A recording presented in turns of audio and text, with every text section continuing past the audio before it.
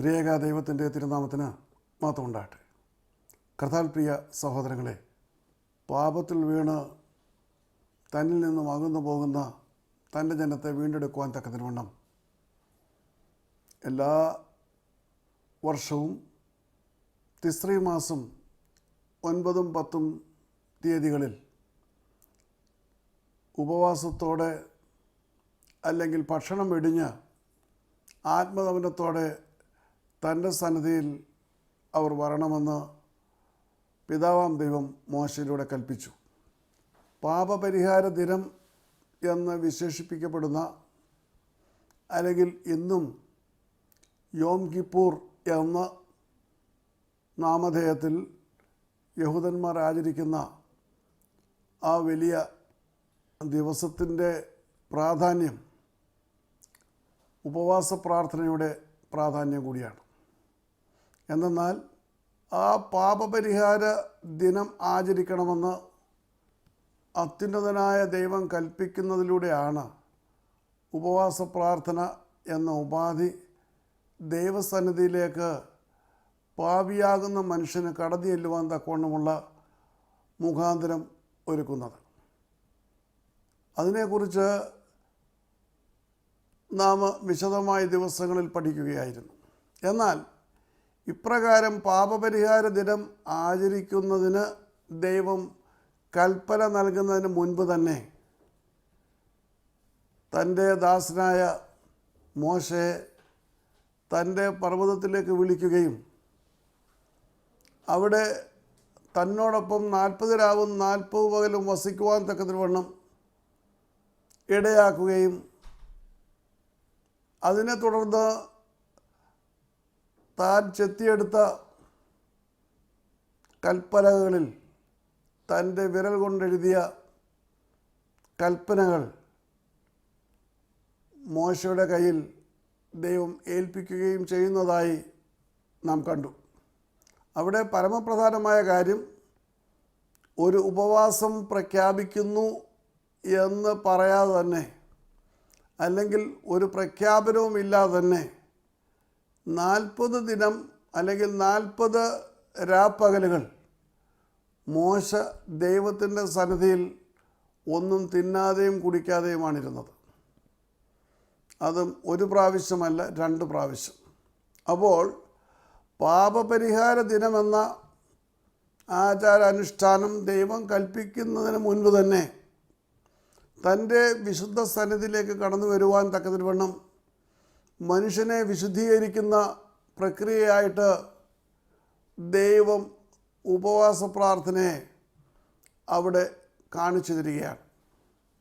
അങ്ങനെ 2 പ്രാവശ്യം 40 ദിവസം ഉപവാസ പ്രാർത്ഥന മോശപിതാവ് അനുഷ്ഠിക്കുന്നതായിട്ട് നാം കാണുന്നുണ്ട്. അതിനെ തുടർന്ന് ഇസാബേലിൻ്റെ ഭീഷണിയെ ഭയപ്പെട്ട് നിരാശയിൽ വീണുപോയ ദൈവത്തിൻ്റെ ശ്രേഷ്ഠ പ്രവാചകനായ ഏലിയ പിതാവ് 40 പകലും 40 രാവും ഉപവസിച്ചുകൊണ്ട് ദൈവസന്നിധിയിൽ ചെല്ലുന്നതായിട്ട് നാം കണ്ടു.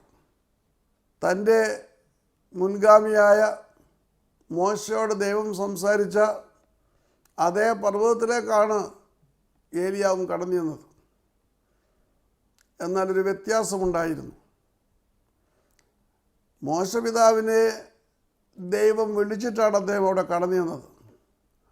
ഉപവാസമാണെന്ന് പറയാതെയാണ് 40 ദിനരാത്രങ്ങൾ അദ്ദേഹം ദൈവസന്നിധിയിൽ ഒന്നും തിന്നാതെയും കുടിക്കാതെയും ഇരുന്നത്. ഇവിടെ ഏലിയ പിതാവ് വിളിക്കപ്പെടാതെയാണ് ദൈവത്തിൻ്റെ സന്നിധിയിലേക്ക് കടന്നു ചെല്ലുന്നത്. ആ 40 ദിന ഉപവാസത്തിൻ്റെ പരിണാമം എന്താണെന്ന് അദ്ദേഹത്തിന് അറിഞ്ഞുകൂടാ. കാരണം ദൈവം വിളിച്ചിട്ടല്ല അദ്ദേഹം അവിടേക്ക് ചെല്ലുന്നത്. എന്നാൽ 40 ദിനരാത്രങ്ങൾ ഉപവാസത്തോടും പ്രാർത്ഥനയോടും തൻ്റെ സന്നിധിയിലേക്ക് ഏതാണ്ട് 150 മൈൽ യാത്ര ചെയ്ത് ചെന്ന ഏലിയാവിനോട് ദൈവം സംസാരിക്കുന്നു. അദ്ദേഹത്തിന് അതിമഹത്തായ 3 ദൗത്യങ്ങൾ നൽകി അദ്ദേഹത്തെ മടക്കി അയക്കുന്നു. ആ 3 ദൗത്യങ്ങൾ പൂർത്തീകരിക്കപ്പെട്ടപ്പോൾ അദ്ദേഹത്തെ സ്വർഗത്തിലെ ദൈവം തൻ്റെ അഗ്നിരഥം അയച്ച് സ്വർഗത്തിലേക്ക് എടുത്തുകൊള്ളുകയാണ്. പഴയ നിയമത്തിലെ 3 40 ദിന ഉപവാസ പ്രാർത്ഥനകൾ ഇവിടെ അവസാനിക്കുന്നു. ഏതാണ്ട് 1500 കൊല്ലങ്ങളായിട്ട് തൻ്റെ ഓമനപുത്രൻ ഈ ലോകത്ത് ജാതം ചെയ്യുമെന്നും പാപികളുടെ രക്ഷയ്ക്കായിട്ട് സ്വജീവൻ അർപ്പിച്ചുകൊണ്ട് പ്രവർത്തിക്കുമെന്നും ഉള്ള ദൈവത്തിൻ്റെ വാഗ്ദത്തങ്ങൾ പൂർത്തീകരിച്ചുകൊണ്ട് യേശുക്രിസ്തു ഈ ലോകത്ത് പൂജാതനായി. അപ്പോൾ ആ പ്രവചനങ്ങളുടെ പൂർത്തീകരണമായി തൻ്റെ പിതാവിൻ്റെ ശുശ്രൂഷ ഈ ലോകത്തിൽ ആരംഭിക്കുവാൻ തക്കതിനുവണ്ണം യേശുക്രിസ്തു തയ്യാറായപ്പോൾ തൻ്റെ 30-ാമത്തെ വയസ്സിൽ പരസ്യ ശുശ്രൂഷ ആരംഭിക്കുന്നതിന് മുൻപ് 2 പ്രധാന കാര്യങ്ങളാണ് നടക്കുന്നത്. ഒന്ന്, യേശുക്രിസ്തു യോഹന്നാൻ സ്നാപകൻ്റെ അടുക്കൽ ചെന്ന് യോർദാനിൽ അദ്ദേഹം സ്നാനം കഴിപ്പിച്ചുകൊണ്ടിരിക്കുന്ന ആ സാഹചര്യത്തിൽ സ്നാനമേൽക്കുവാനായിട്ട് അദ്ദേഹം യോഹന്നാൻ സ്നാപകൻ്റെ അടുക്കൽ നിൽക്കുകയാണ്. യോഹന്നാൻ സ്നാപകൻ വിസമ്മതിക്കുമ്പോഴും അദ്ദേഹം നിർബന്ധിച്ചുകൊണ്ട് അവിടെ സ്നാനം ഏൽക്കുകയാണ്. We were discussing about the 40-day fast found in the Bible.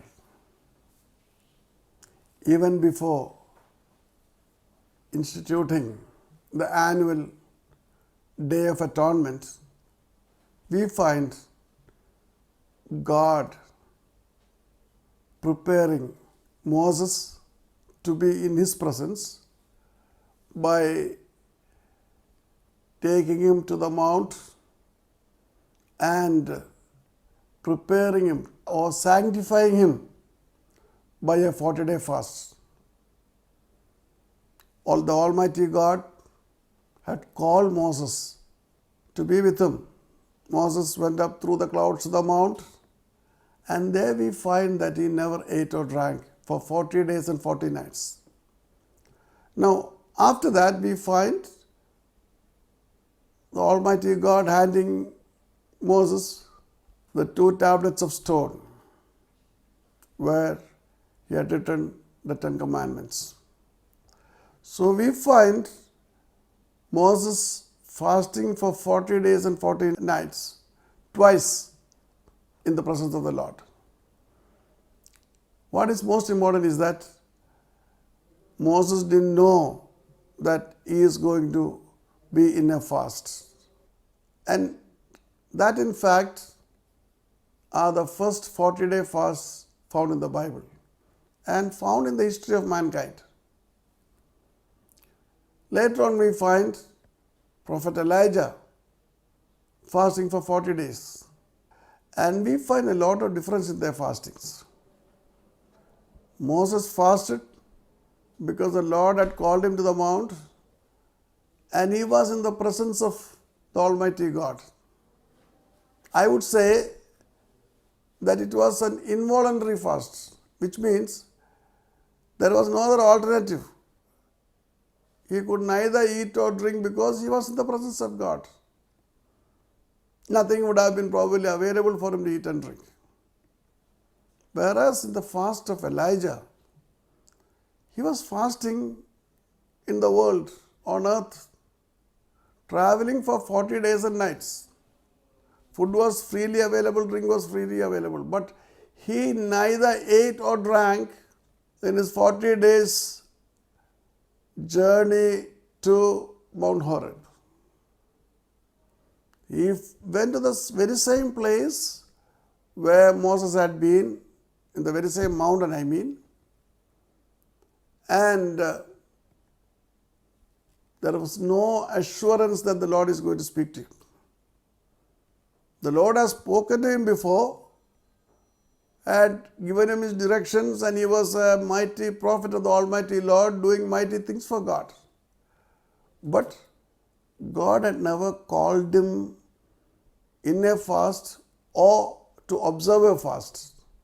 So we find Prophet Elijah was traveling, whereas Moses was sitting in the presence of the Lord. However, Almighty God speaks to Elijah, gives him certain goals to achieve,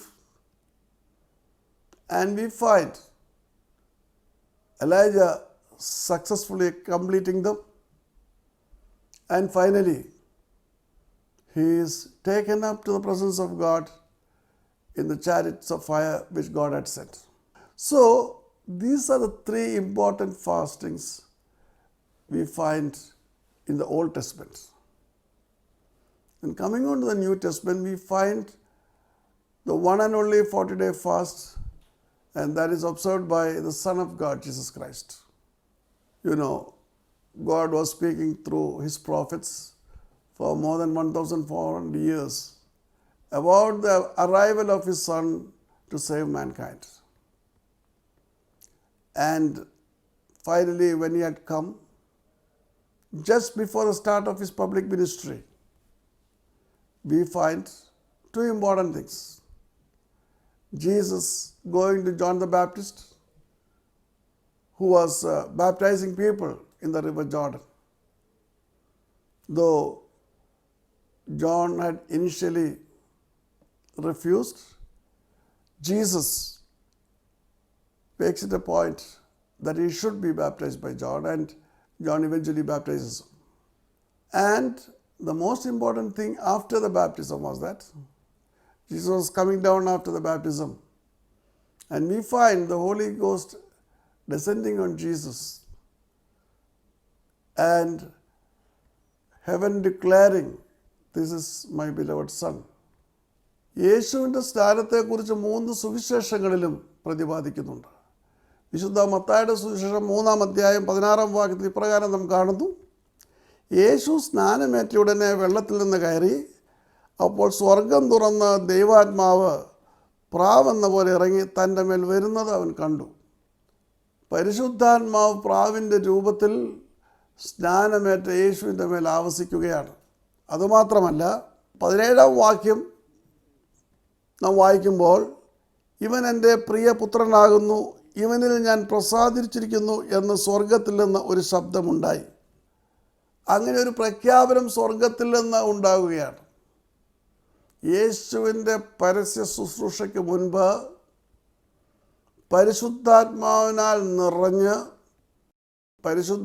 നിറഞ്ഞുവെന്ന് ഞാൻ പറയുമ്പോൾ, പരിശുദ്ധാത്മാവിനെ യേശുവിൻ്റെ മേൽ സമ്പൂർണമായി അഭിഷേകം ചെയ്ത് സ്വർഗം പ്രഖ്യാപിക്കുകയാണ്, ഇവൻ എൻ്റെ പ്രിയപുത്രൻ. അങ്ങനെ പരിശുദ്ധാത്മാവിൽ നിറഞ്ഞവനായിട്ടാണ് യേശു തൻ്റെ പരസ്യ ശുശ്രൂഷയ്ക്കായിട്ട് തയ്യാറെടുക്കുന്നത്. അപ്പോൾ വളരെ പ്രധാനപ്പെട്ട ഒരു കാര്യം നമുക്ക് ഇതിൽ നിന്ന് പഠിക്കുവാനുണ്ട്. ദൈവത്തിൻ്റേതായിട്ടുള്ള ശുശ്രൂഷകൾ ഞാനും നിങ്ങളും ചെയ്യുവാൻ ആഗ്രഹിക്കുമ്പോൾ അതിൽ പരിശുദ്ധാത്മാവിൻ്റെ നിറവ് ആവശ്യമുണ്ട്. ദൈവത്തിൻ്റെ ഓമനപുത്രനായ ഏകജാതനായ യേശുക്രിസ്തു പോലും തൻ്റെ പിതാവിൻ്റെ ശുശ്രൂഷ പരസ്യമായി ചെയ്യുവാൻ തുടങ്ങുന്നതിന് മുൻപ് അവൻ പരിശുദ്ധാത്മാവിൻ്റെ അഭിഷേകം പ്രാപിച്ചു, അല്ലെങ്കിൽ പരിശുദ്ധാത്മാവിൻ്റെ നിറവ് പ്രാപിച്ചു എന്ന് ഇതിൽ നിന്ന് നാം മനസ്സിലാക്കുകയാണ്. സ്വർഗത്തിൻ്റെ അംഗീകാരം അവിടെ പ്രഖ്യാപിക്കപ്പെടുകയാണ്. So we find a very important aspect in this incident. Today there are so many. The numbers are known only to God. Who wants to work for God and who is working for God? I do not want to question about anybody working for God, but I just want to point out the essential factor that is required to work for the Lord. Even God's only begotten Son, Jesus Christ, was anointed by the Holy Spirit before the start of his public ministry. So to work for God, the essential factor which you and I need is the Holy Spirit. And it is the force. It is the guiding force that leads anyone who surrenders and submits himself for God's work. Now, after this, we find the second most important thing happening. There are two important things that happened before the public ministry of Jesus Christ. രണ്ട് പ്രധാനപ്പെട്ട സംഭവങ്ങളാണ് യേശുവിൻ്റെ പരസ്യ ശുശ്രൂഷയ്ക്ക് മുൻപുണ്ടായത്. ഒന്ന്, അവൻ സ്നാനപ്പെട്ടപ്പോൾ പരിശുദ്ധാത്മാവ് പ്രാവിൻ്റെ രൂപത്തിൽ അവൻ്റെ മേലിറങ്ങി. സ്വർഗത്തിൽ നിന്ന് അത്യുന്നതനായ ദൈവത്തിൻ്റെ പ്രഖ്യാപനം, ഇവൻ എൻ്റെ പ്രിയപുത്രൻ, ഇവനിൽ ഞാൻ പ്രസാദിച്ചിരിക്കുന്നു. രണ്ടാമതായിട്ട് നാം കാണുന്നത് വിശുദ്ധ മത്തായിയുടെ സുവിശേഷം 4-ാം അധ്യായം 1-ാം വാക്യത്തിൽ, അനന്തരം പിശാചിനാൽ പരീക്ഷിക്കപ്പെടുവാൻ യേശുവിനെ ആത്മാവ് മരുഭൂമിയിലേക്ക് നടത്തി. പരിശുദ്ധാത്മാവ് യേശുവിനെ പരീക്ഷിക്കപ്പെടുവാനായിട്ട് മരുഭൂമിയിലേക്ക് നടത്തി എന്ന് നാം വായിക്കുമ്പോൾ, നാം സാധാരണയായി എന്ന് ഞാൻ പറയുമ്പോൾ ഒരു സാധാരണ വായനക്കാരൻ മനസ്സിലാക്കുന്നത് അതേതാണ്ട് പരന്നു കിടക്കുന്ന ഒരു മരുഭൂമി എന്നാണ്. 10 പ്രാവശ്യം ഞാൻ ഈ സ്ഥാനത്ത് പോയിട്ടുണ്ട്. അവിടെ ഒരു മരുഭൂമി അല്ല ഉള്ളത്, വലിയൊരു പർവ്വതമാണ്. ഇന്നും ആ പർവ്വതനിരകളിലേക്ക് കയറുവാൻ പ്രയാസമുണ്ട്. 20 വർഷം മുൻപ് ഞാൻ പോകുമ്പോൾ അവിടെ മുഴുവൻ കാട് കയറി കിടക്കുന്ന വലിയ വനം പോലെയാണ്. ഒരുപാട് ഗുഹകൾ, വന്യമൃഗങ്ങൾ. അങ്ങനെ യെരിഹോവിൽ നിന്ന് തൊട്ടടുത്ത് സ്ഥിതി ചെയ്യുന്ന ക്വാറണ്ടൽ എന്ന മലനിരകളിലേക്കാണ് യേശുവിനെ പരിശുദ്ധാത്മാവ് കൂട്ടിക്കൊണ്ടു പോകുന്നത്. ക്വാറണ്ടൽ എന്ന് പറഞ്ഞാൽ 40 എന്നാണ് അറബിയിൽ അർത്ഥം. അപ്പോൾ ഇതൊരു ചരിത്ര സത്യമാണ്. വളരെയധികം ബന്ധപ്പെട്ട ബുദ്ധിമുട്ടിയാണ് യേശു ഉപവസിച്ച ആ പർവ്വതത്തിലുള്ള ഗുഹയിലേക്ക് കടന്നു ചെല്ലുവാൻ അന്ന് കഴിയുന്നത്. ഇന്ന് അവിടേക്ക് പോകുവാൻ അവിടെ വരെ ചെല്ലുകയില്ല, അതിൻ്റെ താഴ്വാരത്തിലെത്തുവാൻ കേബിൾ കാറുണ്ട്. അപ്പോൾ അവിടേക്ക് പോകുവാനും അവിടെയെല്ലാം കാണുവാനും കഴിയും. അപ്പോൾ പരിശുദ്ധാത്മാവ് യേശുവിനെ നയിക്കുന്നത് വിജനമായ ഭയാനകമായ ഒരു സാഹചര്യത്തിലേക്കാണ്. അവിടെ മറ്റാരുമില്ല. പിശാചിനാൽ പരീക്ഷിക്കപ്പെടുവാൻ തക്കതിവണ്ണം യേശുവിനെ പരിശുദ്ധാത്മാവ് അങ്ങനെ നയിക്കുകയാണ്. അവനവിടെ 40 രാവും 40 പകലും ഭക്ഷണം ഇല്ലാതെ കഴിയുകയാണ്. വലിയ കാടുകൾ പോലെയുള്ള, വനം പോലെയുള്ള സാഹചര്യങ്ങളിലുള്ള ആ പർവ്വത നിരകളിൽ ഭക്ഷണം കിട്ടുവാൻ യാതൊരു മാർഗവുമില്ല. 2 പതിറ്റാണ്ടുകൾക്ക് ഞാനവിടെ സന്ദർശിക്കുമ്പോൾ ഈ കർത്താവ് ഉപവസിച്ച സ്ഥലം ഗ്രീക്ക് ഓർത്തഡോക്സ് സഭയുടെ അധീനതയിലാണ്. അവിടെ അതിലെ 2 സന്യാസിമാർ മാത്രമാണുള്ളത്.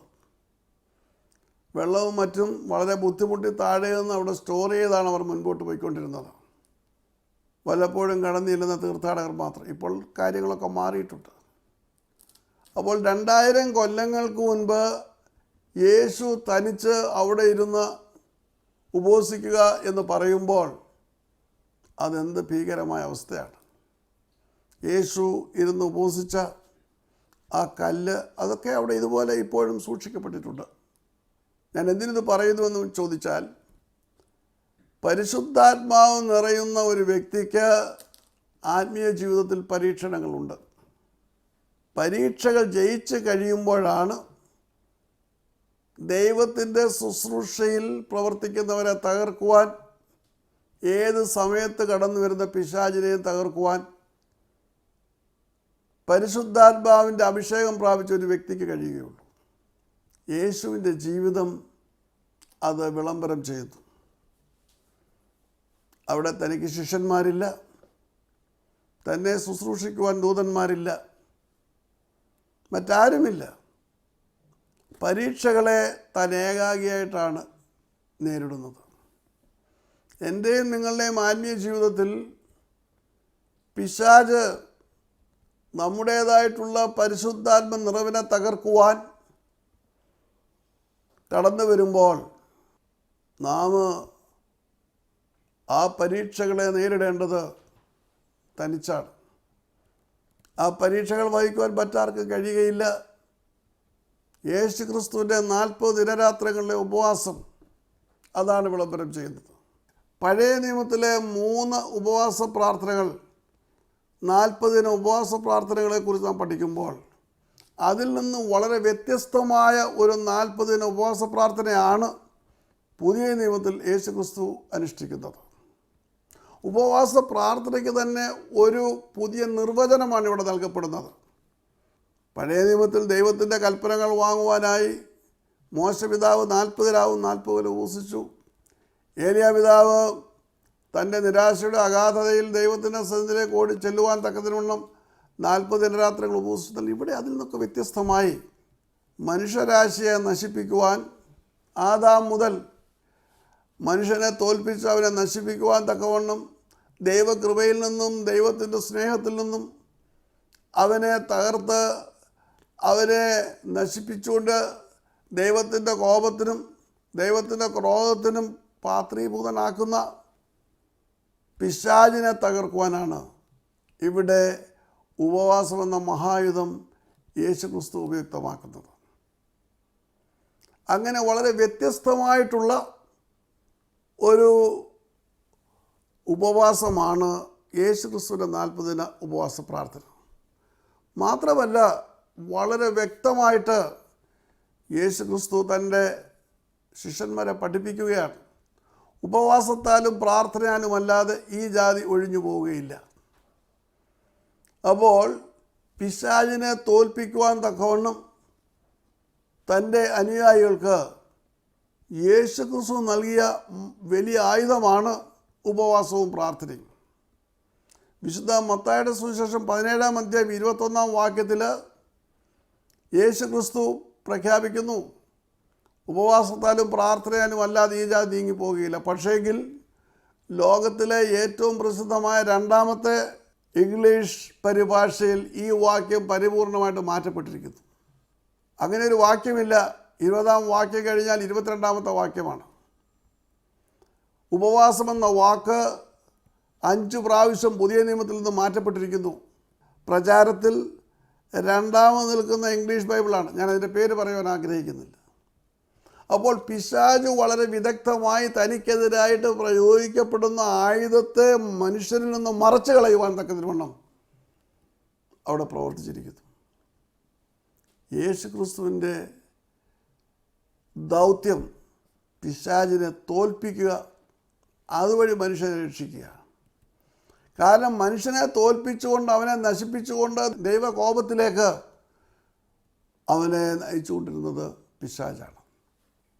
എൻ്റെയും നിങ്ങളുടെ ആത്മീയ ജീവിതത്തിൽ ഉപവാസത്താലും പ്രാർത്ഥനയാലുമല്ലാതെ ഈ ജാതി നീങ്ങിപ്പോവുകയില്ല എന്ന് കർത്താവ് കൽപ്പിക്കുന്നത്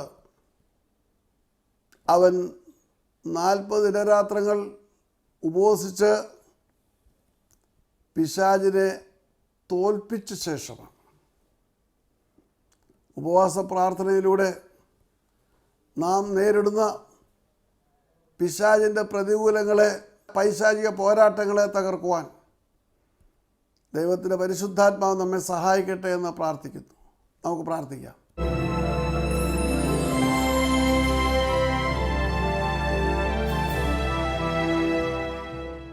സ്നേഹിയായ ഞങ്ങളുടെ സ്വർഗസ്പിതാവും ദൈവമേ, ഉപവാസത്താലും പ്രാർത്ഥനയാലും അല്ലാതെ ഈ ജാതി നീങ്ങിപ്പോകുകയില്ലെന്ന് ഞങ്ങളോട് കൽപ്പിച്ച കർത്താവെ, പരിശുദ്ധാത്മ നിറവ് പ്രാപിച്ച കർത്താവിനെ പരീക്ഷിക്കാനായിട്ട് മരുഭൂമിയിലേക്ക് പരിശുദ്ധാത്മാവ് നടത്തി 40 രാവും 40 പകലും പിശാചിനാൽ അവൻ പരീക്ഷിക്കപ്പെടുമെന്ന് ഞങ്ങൾ പഠിക്കുന്നു. അങ്ങനെ പിശാചിൻ്റെ പരീക്ഷയെ കീഴടക്കി കർത്താവിൻ്റെ പരശുശ്രൂഷ ആരംഭിക്കുകയും കർത്താവ് ദൈവരാജ്യത്തിൻ്റെ കെട്ടുപണിക്കായിട്ട് സ്വന്തം ജീവനെ നൽകി മനുഷ്യരാശിയെ വീണ്ടെടുക്കുകയും ചെയ്തത് കർത്താവ് ഞങ്ങളുടെ ജീവിതത്തിൽ അനുഭവമാകുവാൻ സഹായിക്കണമേ. ഉപവസിക്കുകയും പ്രാർത്ഥിക്കുകയും ചെയ്തുകൊണ്ട് പിശാചിൻ്റെ പോരാട്ടം തകർക്കുവാൻ ഞങ്ങളെ സഹായിക്കണമെന്ന് യേശുനാമത്തിൽ അപേക്ഷിക്കുന്ന കൃപയുടെ കേൾക്കുമാറാകണമേ. ആമേൻ. ദൈവം നമ്മെ അനുഗ്രഹിക്കട്ടെ.